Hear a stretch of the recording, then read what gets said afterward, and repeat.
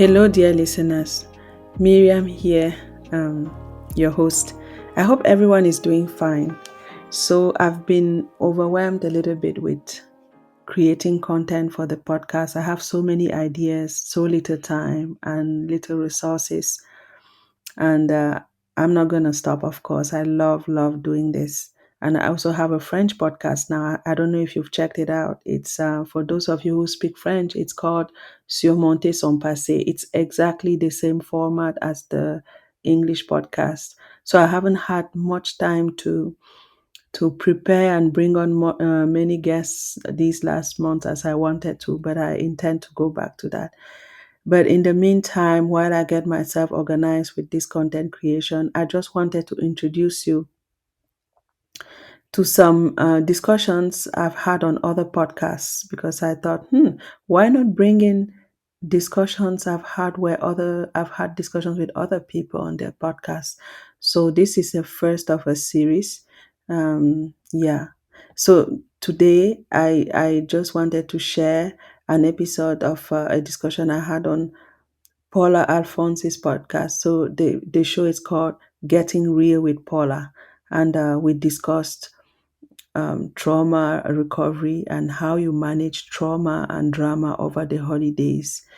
We are all products of our family dynamics, and even though we try to minimize the impact of what might have happened to us in the past, when comes the holidays, we go to our families most of the time, and some old family dynamics can resurface during gatherings. So we discuss ways to manage that and not do as that quote says, I will be home for Christmas and I will be at my therapist for New Year's, that you don't have to break down like that. So yeah, so I just wanted to give an introduction and say this week's episode is from Getting Real with Paula Alphonse. She's a wonderful woman. You should definitely check her show, Getting Real with Paula. You get so much from it. Yeah, I just love talking to her. When we start talking, we just cannot stop. She has such a big heart, and she's bringing so much to the world, in terms of goodness, change, well-being, connection. So check out what she does and check out her show. She really brings on amazing guests. So without further ado, please discover the episode called Managing Personal Traumas Over the Holiday Season on Getting Real with Paula.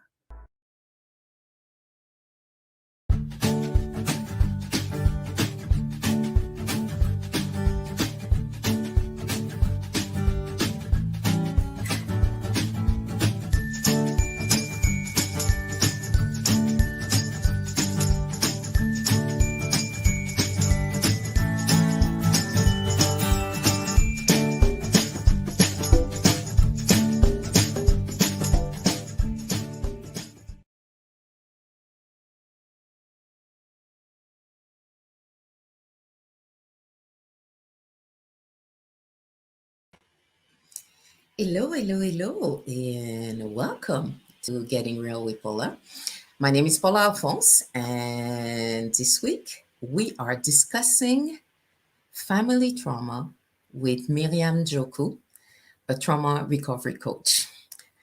As I often say, we are all products of our family dynamics. And what we're trying to figure out today or tonight is how can we minimize, if not remove, some of the negative stress associated with family gatherings over the holidays. The idea is Christmas is fast approaching, and what we're trying to get you to, the point where we're trying to get you to is how can you be mentally and emotionally as ready as can be for this holiday season? Because we know even in the best families, there's always a little bit of drama. So without further ado, let's bring Miriam on and get this conversation rolling. Hi, Paula. Hello. I have been looking forward to this conversation since we spoke, which was a bit ago. And this is really from the perspective that we all have this thing. There's this little tension in the middle of your back about, how do we do this? And do I really want to go there? So Yeah. before we start, could you tell us a little bit about who you are, what you do, and how long have you been into trauma recovery?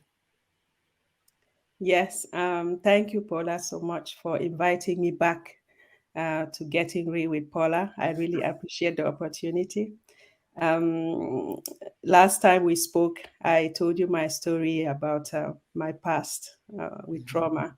So, since I have done a certification, because this trauma recovery has become so important to me that I have shifted everything I used to do before to focus my career. I want to dedicate my career to trauma recovery, spreading the word and giving people the opportunity to free themselves from trauma.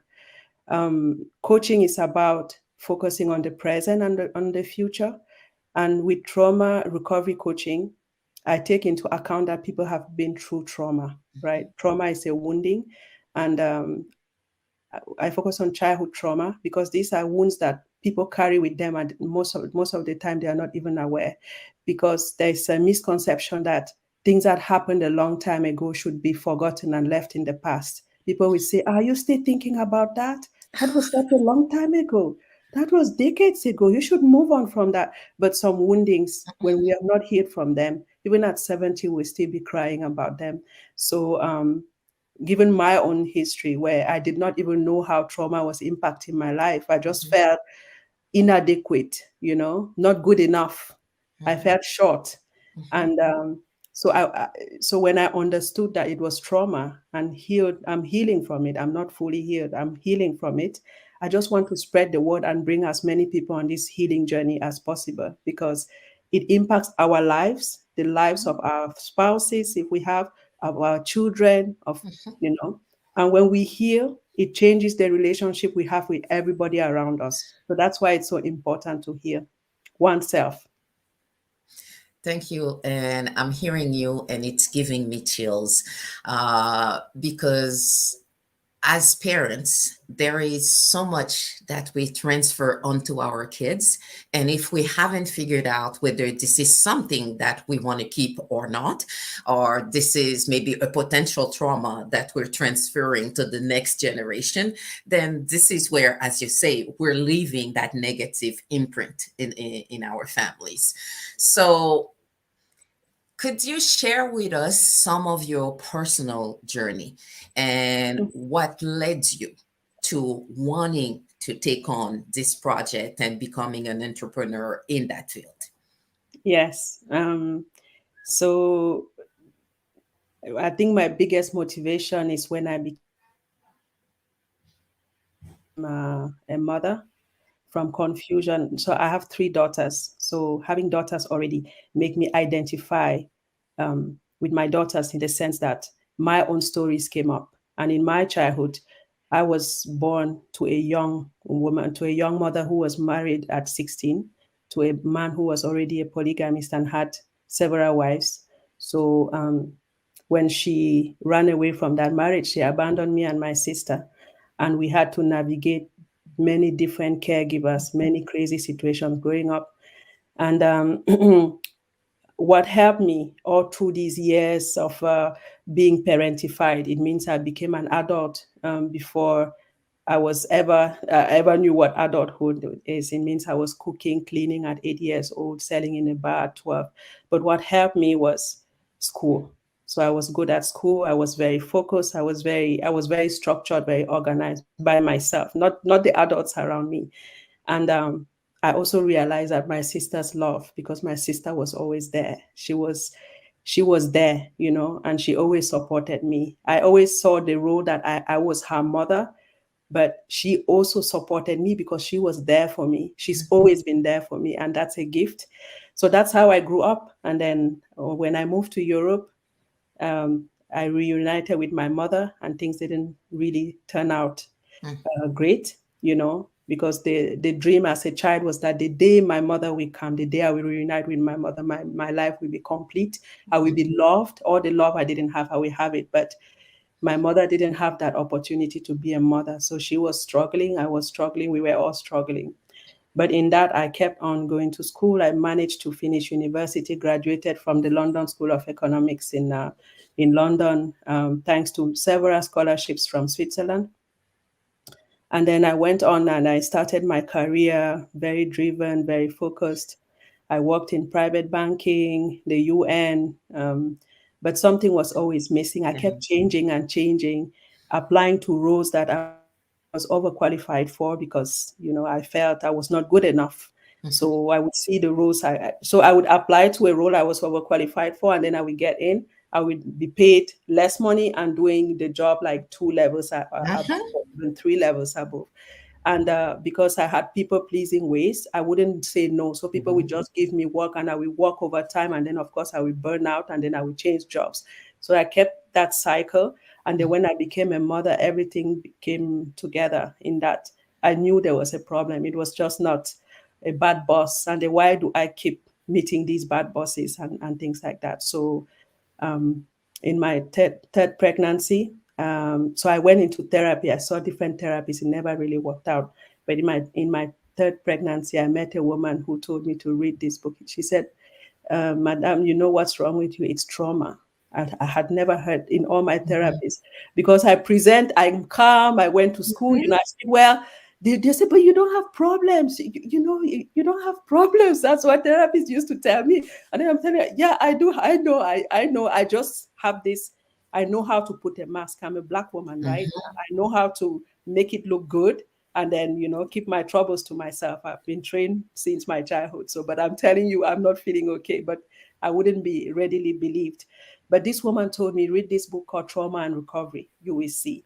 And it was fascinating for me because all the stuff I kept inside with shame, it was written in this book. So there's someone who doesn't know me, who knows my secrets, how I secretly feel.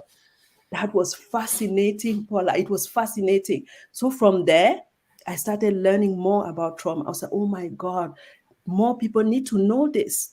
More people need to know this because there were ways in which I was behaving, even towards my partner, that came from my own wounds, my own traumas. And if I didn't learn about these things, I cannot course correct. I cannot heal. Then I keep bleeding. People give me because it's like an empty well when we are empty inside. People give, people give. It's never enough Yeah. because we have to heal ourselves. No one will give you, even my mom today cannot give me what I need. I have to. I have to accept that I am the one I was waiting for. And this is the message that I want to bring to as many people as possible because this is so important, especially for us. Many people around me have grown up not being in tune or in touch with their emotions, cut from their emotions, right? And it makes a lifetime of suffering where we are surviving and we are not thriving and we don't even know it. So this is how I came to this work. And I'm hearing you, and I can see so many different people. And I'm not gonna say whether it's people I know, close relative, or whichever, because then I'm not hoping any doors for or any secrets or whichever. But it's just in the work environment, there are behaviors that I would see, and I'm also from the health sector, and there were things you look at and you say something's off. And I've always, even when I was young, always knew that when there's secrets in the family, there are always consequences. There are always imprints that will show up further down if you're not addressing them. So, which is what you're telling me. And we're good. As Black women, as you say, we've raised to to look very professional, behave in such a way that we can only people can only see the best in us, but inside we might be dying and nobody knows. And Yes. that's Yeah. the biggest piece. That's the biggest challenge. Yeah. There's And this new book that came out a few weeks ago called Nobody Knows the Trouble I've Seen, written by a Black psychologist, a US Okay. Black, for Black women. It's fascinating to listen to. Nobody knows the trouble I've seen. Okay. Yes, Okay. that book. Okay. Yeah. And whew, this is exactly why I wanted you to be here for this conversation. And I'm gonna ask, and I know you already have that answer. What to you is the connection between traumas and the holidays?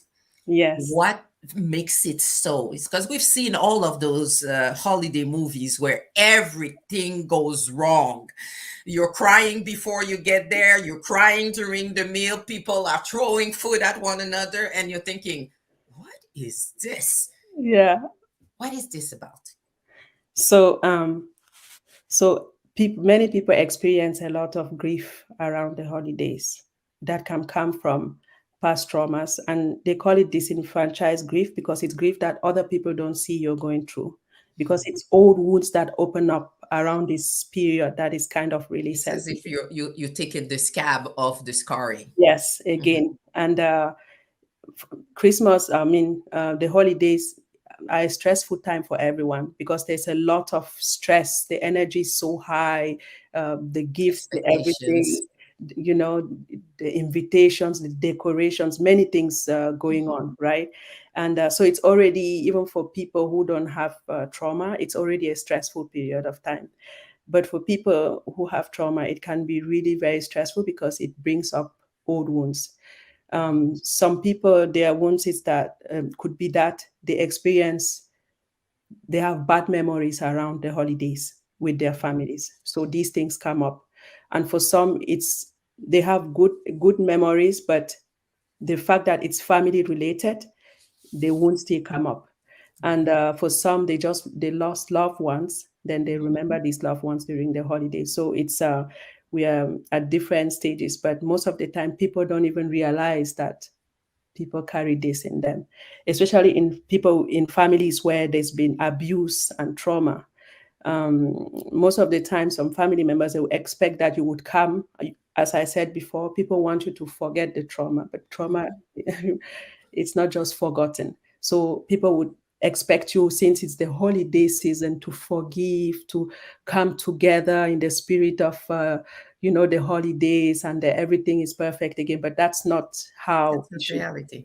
That's not the reality. And also, the television is not helping, and commercials where we are projected this perfect family, the turkey, everything, the decoration is perfect, the music. So people tend to feel, oh my, it's only my family that is dysfunctional. But I can tell you, we are many of us out here with dysfunctional families.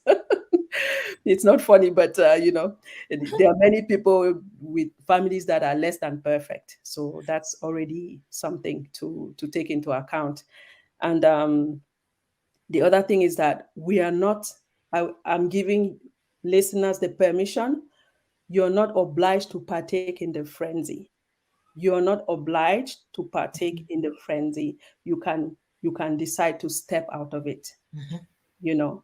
And for people who experience difficulties around this time, I would say, if you keep your routines, eat right, eat healthy. If you exercise, keep exercising. If you meditate, keep meditating. Go walk in the forest. Like, try to keep a certain routine, because when things get crazy, um, we have to take care of ourselves. If there are things that are more comforting for us, this is the time to do them. If there are teas that we like, this is a time to buy the teas you like. Yeah, like, take care of yourself, have lots Yeah. of compassion and love for yourself, and treat yourself good. Treat yourself good in this time. And so there will be three sets of people. There will be people who could be like, okay, um, I'm not going to go to my family. I'm at that stage where I Mhm. choose not to go. I'm not able to go. So for those people where they don't have to deal with their families, right? For many people, they will still choose to go, because even despite the trauma, there's love, their Mhm. families. Mhm. I like talking about invisible loyalties. These are strong loyalties that we have to our families, Mhm. because no one comes to this earth alone. So we come parents bring us to this earth, they take care of us, and Mm-hmm. unconsciously we are bound to them, we are attached to them, and there's this obligation, this strong bond. Mm-hmm. And even when there's trauma, this strong bond stays. People still have this bond to their families. Mm-hmm. So that's why they would still go back to their families for the holidays. And when you have to go back, Paula, that's where you what you were talking about. You have to have a plan, a before plan to take care of your emotions, Mm-hmm. a Yeah. during plan of how you're going to manage it, and an afterwards plan of how you're going to decompress and And recover. I love what you're saying because it's interesting because I was speaking to one of my daughters and she just she's in school and she just finished one of her exams and she's taking a few days off to relax. And what she said she was going to do is, those Hallmarks movies that you have around this time of the year, where they start you, they don't like one another, you show up in a new town, and within a few weeks now you find the love of your life and your whole life has changed. So this is this idea that the pressure that comes with the holidays, that Mm, pressure, that romanticization of the family dynamics, the family picture, and what the relationship should be. So you watch those, and then if you're part of that group where you've already made the decision you're not going, and there are some of those movies where it's just like, yep, saw that coming, yep, nope, I'm so happy I'm not there. And there'll be those where at least I tend to be the person who's like, as if the whole time I'm watching the movie, that's what you're thinking, because it's just like, really, it's a mhm, movie. I know it's an hour and a half, but in that movie, all those dreams, as you said, those sense of what family should be, because I don't think there's a perfect family on earth. There might be people who do their best, and every now and then we mess it up and mm, we do something that's not so great, but we find the through the goodness of our heart to find a way to forgive one another. But there are some other situation where it's just like it's mm. raw throughout. And how do we manage us, how Yeah, do we manage those moments? Because as you said, who wants to be alone at Christmas? Nobody wants to be no, alone. And even when you're, let's just say you're at work, everybody asks, so what are you planning for Christmas? And yeah, you're like, yeah, nothing. I haven't really planned. You're not going home to your family, making it sound like, oh, such ungrateful child. But yeah, that's in a true. sense, you don't know my dynamic. Could Yeah. you give us some example of why these family gatherings will trigger Mm-hmm. individuals, just in case some people are there and they're not seeing it? What would Mm-hmm. be those elements? It could be being around people who hurt you when you were growing up. It could be people who say hurtful things to you. It could be that auntie who always asks you if you still don't have a child. It could be all of those things that bring up really memories that because your body reacts, you feel very uncomfortable. Even the idea of going already, you don't look forward to it. So it would be like to prepare mentally to even make lists like how do I want this to play out for me? Like really think of yourself. How long do I want to stay at the gathering? You know, because you're not obliged to stay the whole time. If it's triggering for you, take breaks. Plan it ahead of time. Think of it. If even think of some if there are some people who always bully you in the same way, refuse. Accept that you're the adult in your life today. Choose you and refuse to play that role that you had in your family growing up. You set boundaries. There are certain topics you will not talk about. You know, Mhm. there are things that when it will be thrown at you, you will count to 10 before responding, so that you don't get into that. And know your family. It's the holidays. It's true with the Hallmark movies. We might think that things have changed, but no. Think of your family last year. How did it go? Use that as a benchmark to prepare yourself for Christmas this year, so that you're not disappointed. You can Yeah. still have a good time, but you don't raise your expectations. Don't try to save them. Like, let go of the need to change that cousin who has, political views that you find shocking. Just Mhm. try to minimize or not even have that kind of conversation with him. Like, keep it light. you And, know. and and I'm hearing what you're saying from the perspective of what can I do ahead of time Mm, to better prepare for some of those elements that I know will come. yeah, Let's just say that uncle who drinks too much and yeah. then start, I don't know, touching or wanting hugs, and Hmm. you're like, no, no, no, no, no, we know how that ends, it's not gonna happen. Yeah, And those yeah. are the things where how do you prepare? And sometimes this is the part where it's hard to say we're talking me going there by myself, but let's just say I'm coming with my family and Hmm. I have young girls, and you know that this gentleman might get a little iffy. And we have this way sometimes in families where we tolerate behaviors Hmm. where it would be in another environment where it's a no, no, no, no. There is no fondling of my child because Hmm. oh, she's growing up. Like look at her behind. Not your Hmm. business. Yeah, yeah, And those are the things where you want to prepare yourself yeah. ahead of that situation. And you might want to, depending how comfortable you are and how receptive those people are, should we have a pre-gathering conversation with certain individual, whether it's the people that are hosting or finding out with some of the people that could be triggering, Hmm. bringing are coming along for the Hmm. ride.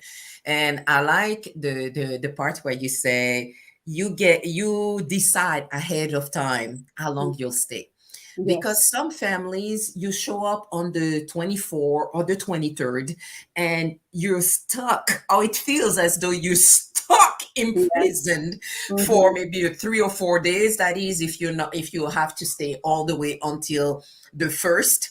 Hmm. And it's just like, how am I going to survive those many days? Yes. So it's how do you figure out your timing?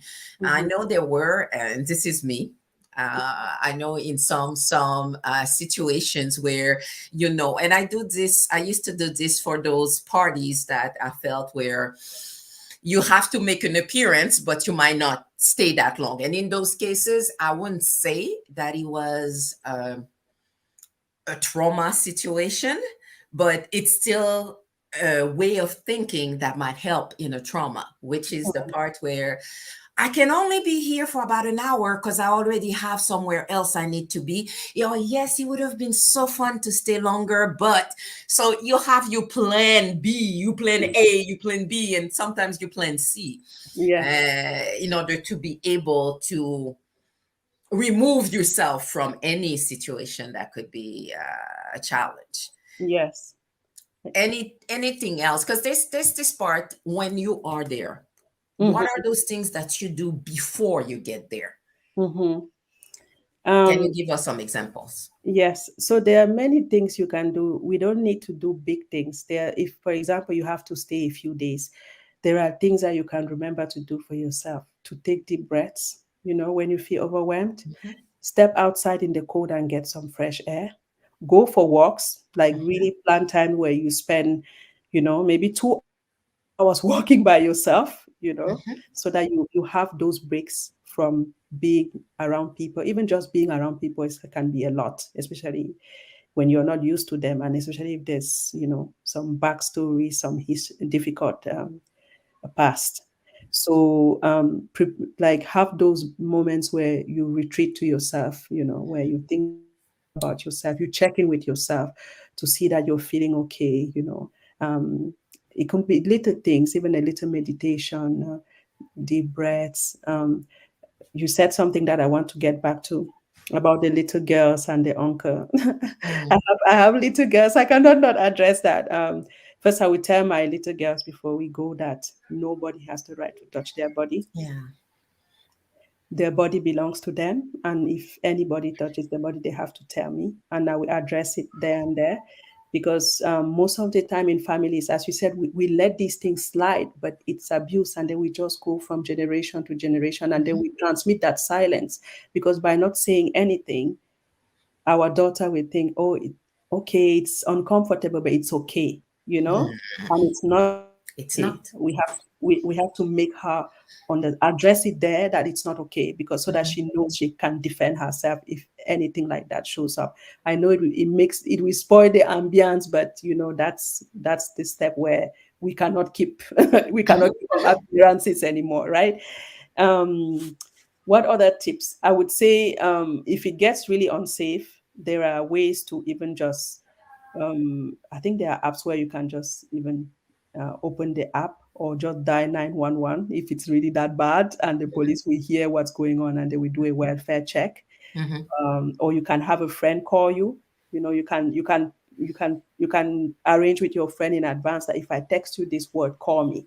you mhm, know and then, so that you have a safety plan where mhm. someone can come pick you up. You can arrange all of these things in advance you know And I like, for me, having been places that I've not always wanted to be, I've always figured out a way to put my car further away than where everybody puts their car.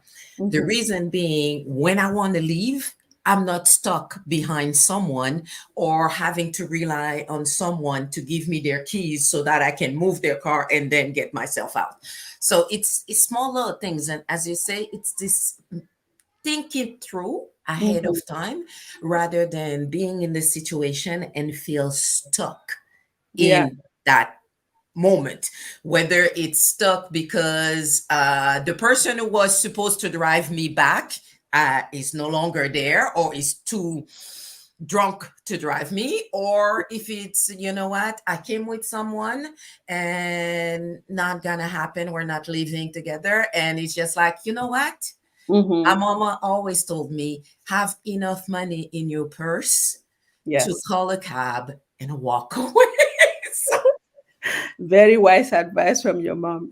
She's very right. Because the worst thing would be that you feel totally overwhelmed and you cannot leave. Or people say, no, just stay a little bit more. You just arrived here, and you know that you've already maxed out. You have to get out of there, yeah, and then you spend maybe 4 more hours or 5 more hours there when which you feels like a already. lifetime. Yes, because you don't want to be that person.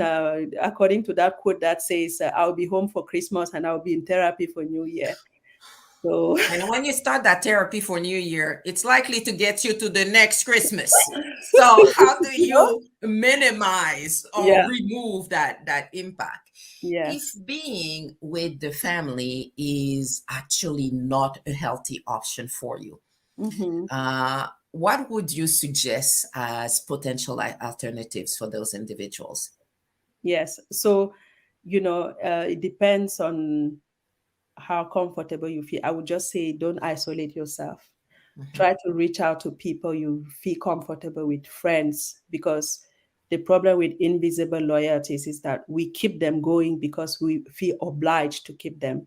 But when we realize that we don't have to be loyal to abuse, we don't have to be loyal to past pain, we don't have to be loyal to things that make us feel very small, we can make these invisible loyalties visible, and we choose the people, the things we are loyal to. mhm, We can choose our own families. We can choose friends that will become family, and we mhm, spend Christmas instead with these people.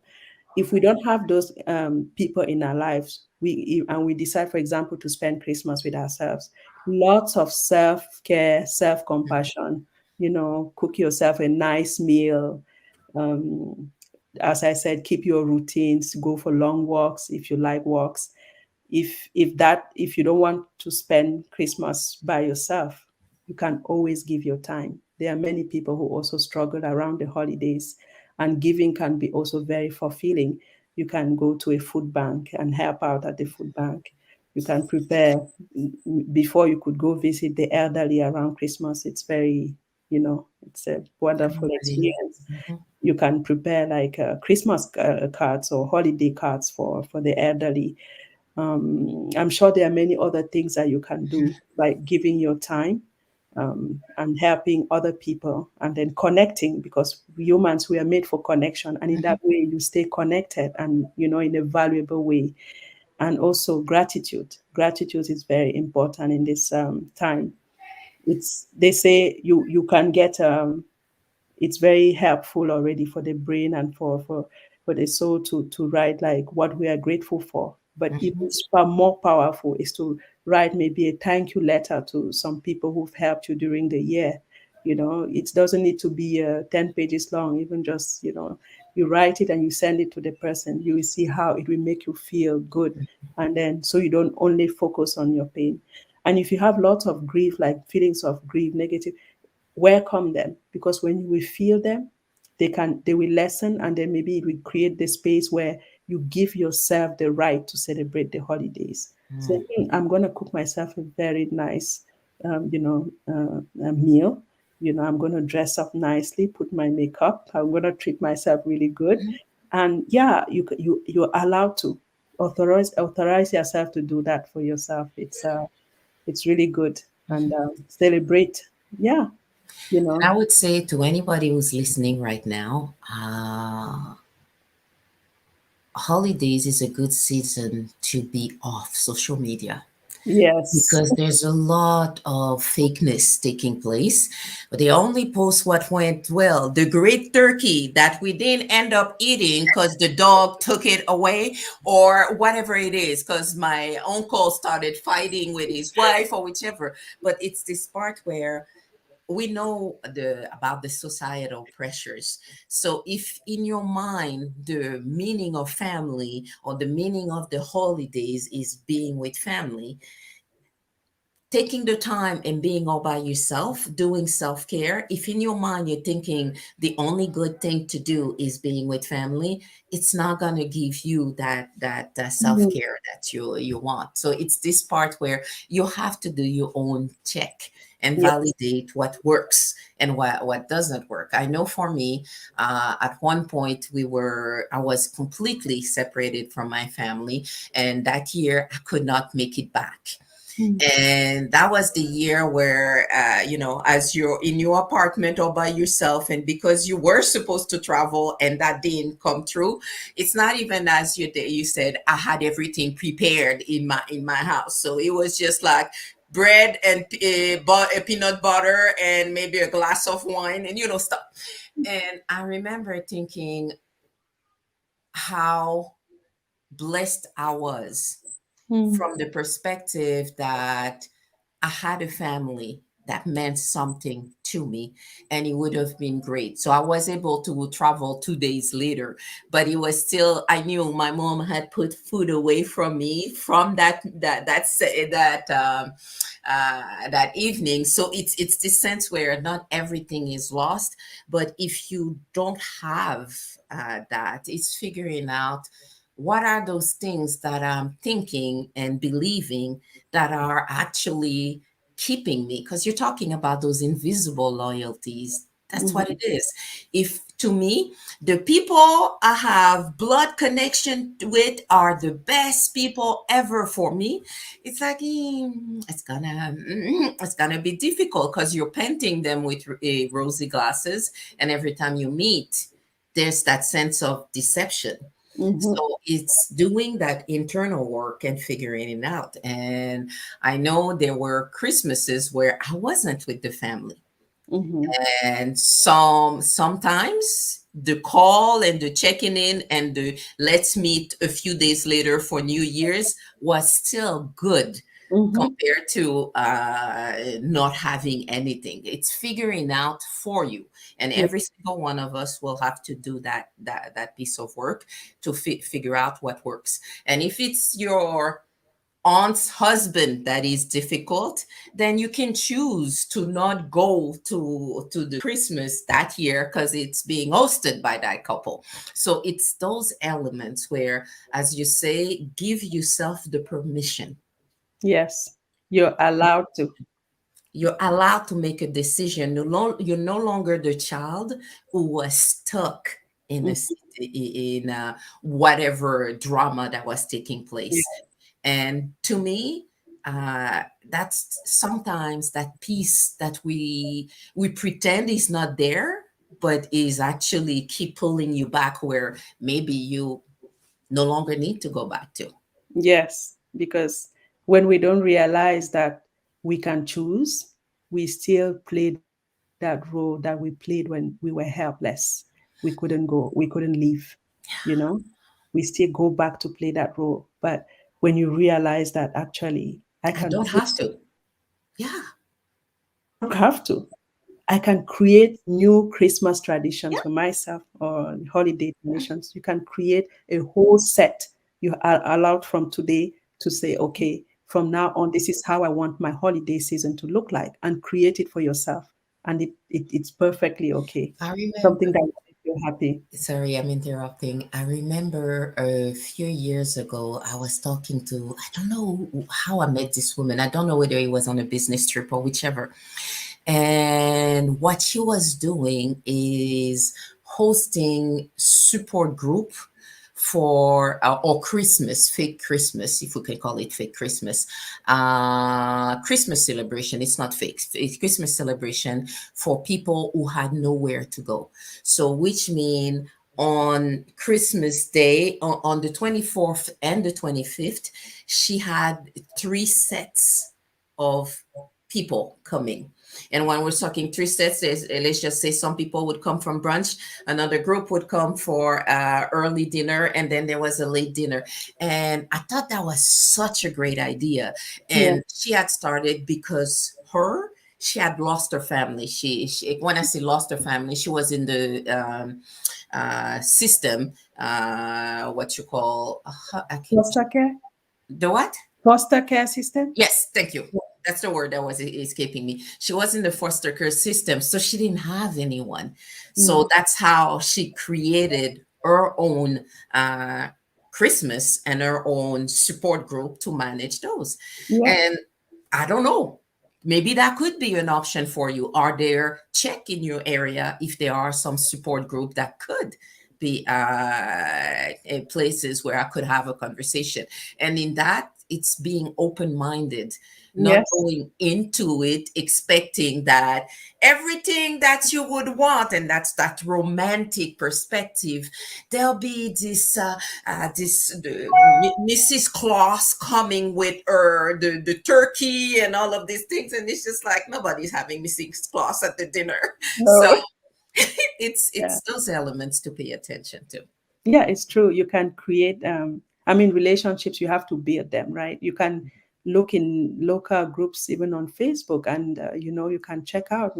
Sometimes you will be surprised when someone says, oh, I'm alone at this time of the year. Is there anyone who would like to meet up? You would be surprised how many people reply. I'm always surprised each time how many people reply, and you can meet up. You don't low expectations. You meet up, maybe you get along, and then you make friends, and then you start seeing each other. Maybe next Christmas you have this Christmas party. There are also support groups online, that you Mhm, find on Facebook.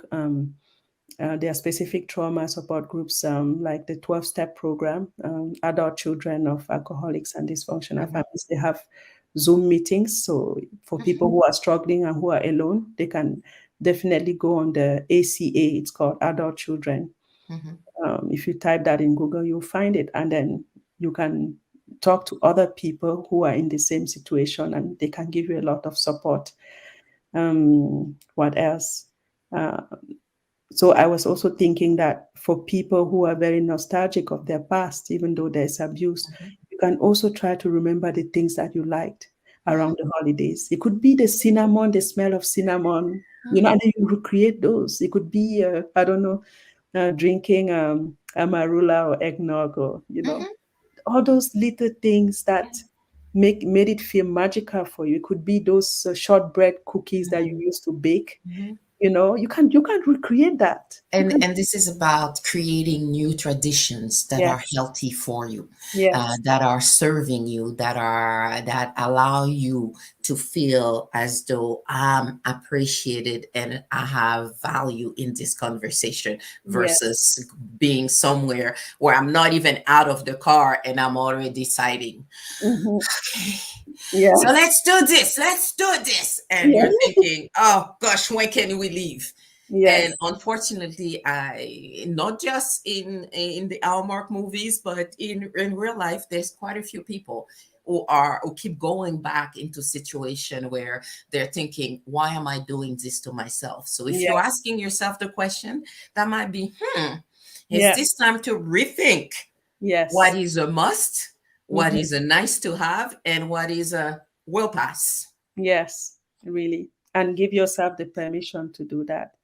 Um, because those invisible loyalties, they don't serve you. People treat you for from what they know that it's their best, but you can choose that you want to do different for yourself. You can say thank you, this is what you gave me, but today I choose to do different for myself, and you're allowed to. You're not obliged to all your life to be loyal to abuse, to dysfunction. You can choose to Dysfunction. say And it's mostly, to me, it's mostly recognizing that you have a choice, and you don't have to play into others people guilty yeah. behaviors, because they're going to try and make you feel like something is wrong with Yeah. you. We're Hmm. all good. You have you are the problem with the issues, and Yes. that's the part where Yes. let because this part where we're the throwing blames at everyone except ourselves, and Yes. this is where you realize, I have a choice. Do I Yes. want to go back to this or not? What you're saying is so important, Paula, when you say they will say something is wrong with you, because the person who chooses to heal and change, to break the cycle, will always be scapegoat. They will say something is wrong with you. Look, we are all good. We are all, it's only you questioning for our Yeah. family traditions. But it's often the person who sees the dysfunction and who doesn't accept it, Mhm. who will come and question them. So it doesn't mean you're wrong. You just have to keep going and heal on your own terms. Because if you have children, they will see you will model for them a different Mhm. example, and you make them stronger because they will see you stronger. Yeah. I know, and my kids know that already. It's this part where I choose not to remain when I'm not respected and appreciated. Hmm. And it doesn't have to be something huge. It doesn't have to be total abuse. But once you start recognizing what's your own value, what you realize, what's important to you, and you've stated it, and people are not respecting it, then there's a choice to be made. And I have to say, it's not just with age. I find that I've managed to transfer that as well onto my kids. So there are certain behaviors where they'll see people do something, and it's like, okay, that was my last time being here. Mm.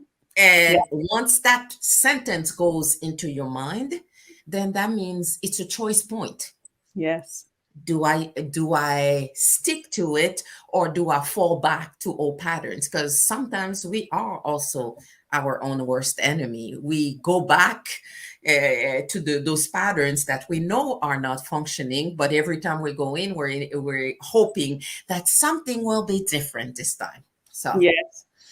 whew, Because it's we work. haven't. Yeah, it's true. Because we haven't healed, so we are That's waiting. it. We are waiting for that validation. Yeah. Unconsciously, we are still waiting for that Mhm. validation. We are still waiting. Someone to say, you are special. You've Yeah. always been that good Yeah. person.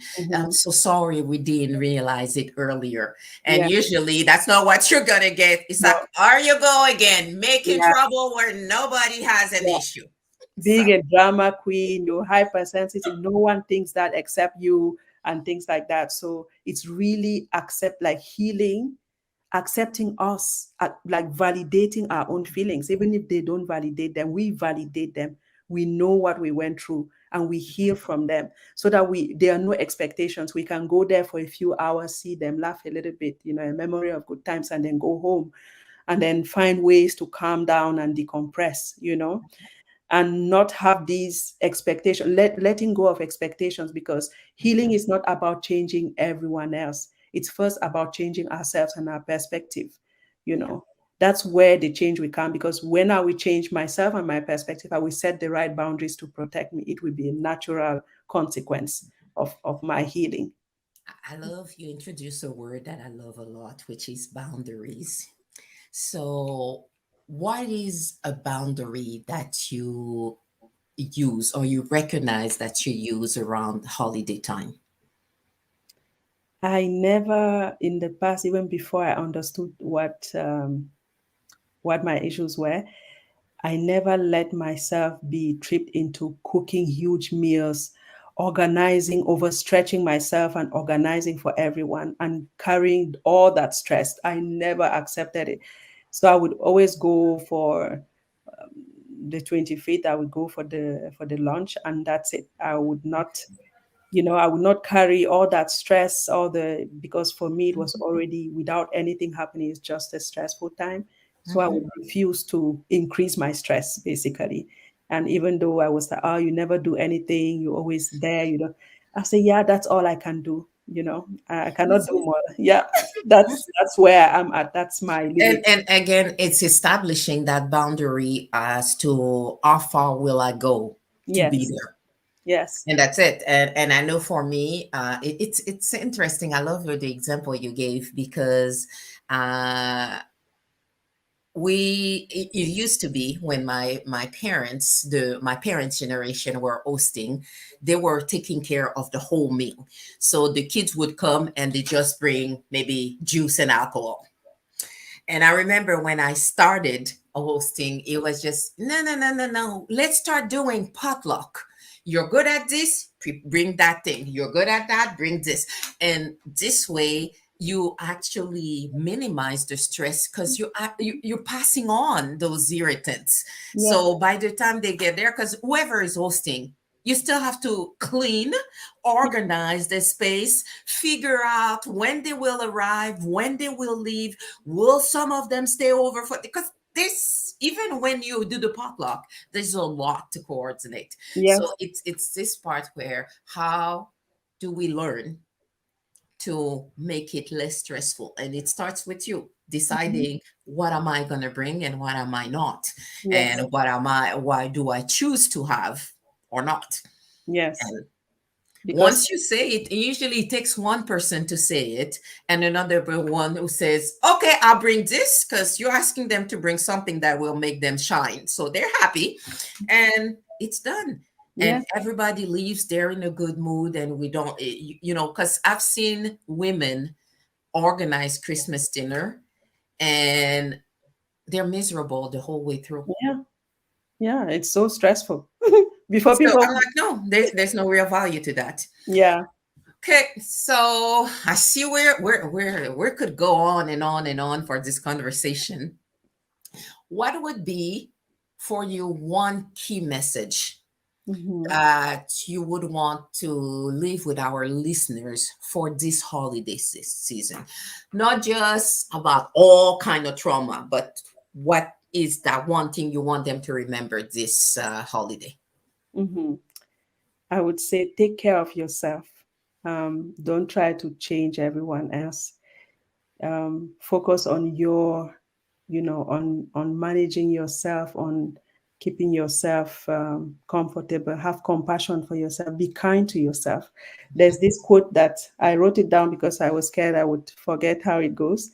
It goes, it's from the 12-step program I told you about, the support group for trauma survivors. It says, God, grant me the serenity to accept the things I cannot change, the courage to change the things I can, and the wisdom to know the difference. You know, choose your battles and Mhm, take care of yourself. And it's just a period in the year. If you mhm, can't celebrate, because it's always good to celebrate, and that's it. You mhm. know, yeah.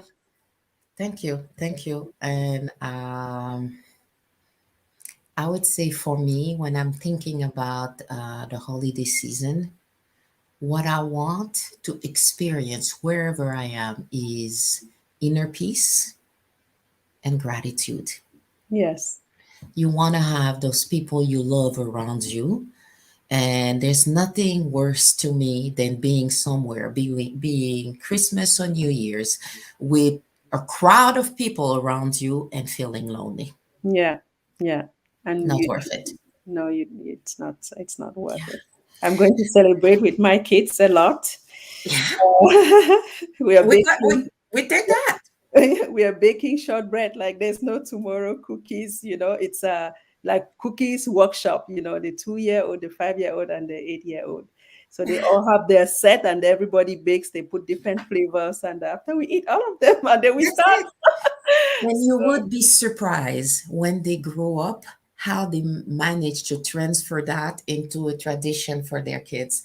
There mm, are things I remember doing with my kids, and you might have done it by fluke, and then the next year they ask you, "Can we do this again? Because that was great." And then that's how it becomes that tradition. oh, thank Thank you. you. That's very heartwarming to hear. And if you're still bored, you can listen to my podcast in French and English. Which is yes, because our friend here has a podcast, which is about overcoming your obstacles. Or is it the same? Is that the Overcoming your story. overcoming your story? So you Yes, might want to check that out too, because that it's about learning about yourself and yes, deciding what your journey should be. yes, yes. So, how can people get in contact with you or hear about some of the things, some of the work that you do? Yes, so I have my website, miriamjoku.com, where you Mhm, can book coaching sessions. You can see the podcasts. I think the English one is there because mhm, I started hosting the same podcast in French, mhm, just to spread the knowledge about trauma as mhm, to many people. So overcoming your story, the story behind the name is that trauma leaves us with a story that we have to overcome to be our true selves, yeah. because the diamond that we are stays. It's just that it's covered in mud. Mm, So we have to rub, clean, yeah. and then the diamond will appear again, and then we reach our full potential, and we'll be comfortable in our skins and happy. So that's the goal of the podcast, and I'm doing the same in French. I also write blog posts also about intergenerational trauma, all these links, trying to help people see which is what, because Mhm. a lot of us carry unconscious guilt that doesn't belong to us from from generations before. Generations, yeah, And, ago. and I can tell you, your ancestors don't want you to carry those guilts. They don't want you to suffer. They want you to thrive. They want you to be a better version than them. So you have to let go of that. So if you need help with that, I'm here. I'm a trauma informed coach, certified since January. No, since July, from a school here in Canada. I think it's the first school where they do trauma certified coaching. So I'm available for those who need help finding their true selves, because you're in there. It's all in there. It's just Yeah. connecting.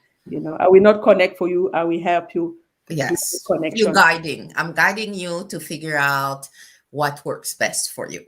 Yes. So, Okay. and I'm Thank you. also Thank on you. social Thank media you. a lot. Yeah. Yes. So you can You visit can my find her website. on LinkedIn and on Yeah. Instagram as well as Mhm. Facebook, right? Yes. Perfect. Yes. Perfect. Everybody Perfect. fits. Yeah. So remember that name. And when you start thinking, because if some of you might have been procrastinating because I don't want to make a decision, then this is where you want to ask yourself, what would work best for me? What would serve me better? Yes. So happy holiday season to all of you. And thank you, Miriam, for being here with us. Thank you so much, Paula. It was amazing. And happy holidays to everyone, and to you particularly. Thank you.